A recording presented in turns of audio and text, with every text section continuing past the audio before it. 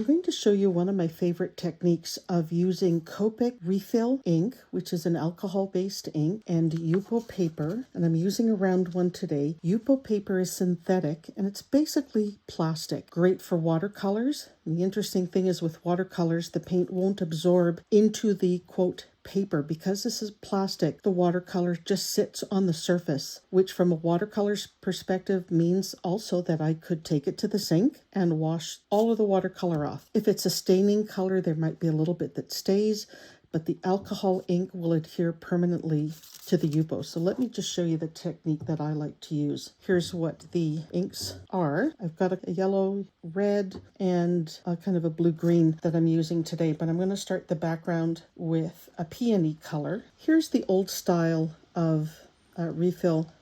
I'm just going to put a little bit down here because I just want to get some background on here. And I'm going to add just a little bit of isopropyl alcohol, 90%, add it on there, and then I'm just going to move it around, just slide it back and forth. I want it to cover a good bunch of this paper because I'm going to keep adding to this, and you'll see the technique that I like to use, which is basically dots. And the few of you who know me, who know that I like to do this, know that I like the dots. So I just have a little piece of aluminum foil here that I'm just going to drip my excess onto before I put it back down on the paper. I'm just going to put down just a sheet here. You can see what it's done to my fingers. Not a problem if I take the isopropyl alcohol and just put it on a rag and wipe my fingers with it.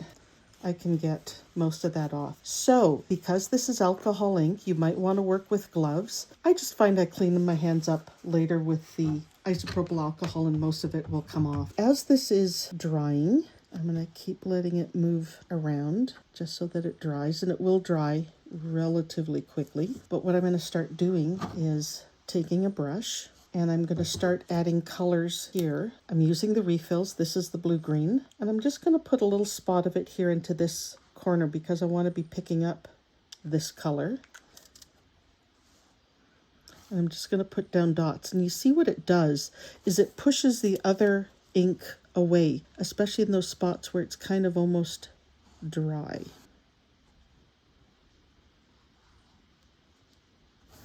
And that's all I'm doing is picking up ink.